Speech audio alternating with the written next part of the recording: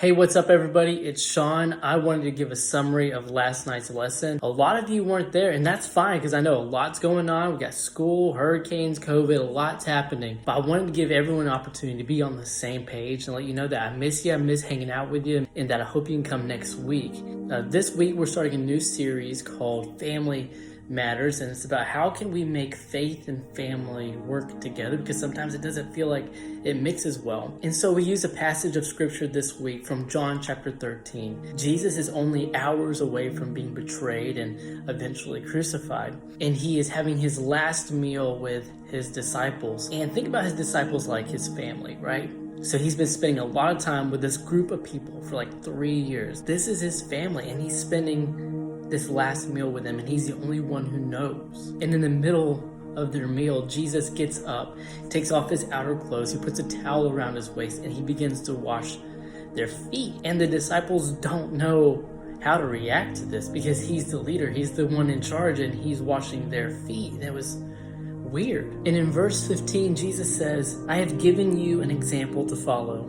Do as I have done to you." And think about this. For the past 3 years, this group of people, they've gone city to city helping others, healing the sick, feeding the hungry, helping widows and the orphans, just helping anyone that they come in contact. And now Jesus is teaching them something new. Keep on doing that. Feed the hungry, heal the sick, do all those things, but don't forget to minister to those that are closest to you. And for Jesus, that was the disciples, his family. And for us, that's our family. Like, it's very easy for us to remember, love your enemy, love your neighbors. But like we talked about in small groups last night, we treat strangers better than we treat our families a lot of the times. And in this verse, we see that Jesus is reminding us, love your family like you love the sick, like you love the hurting. Take time to serve your family.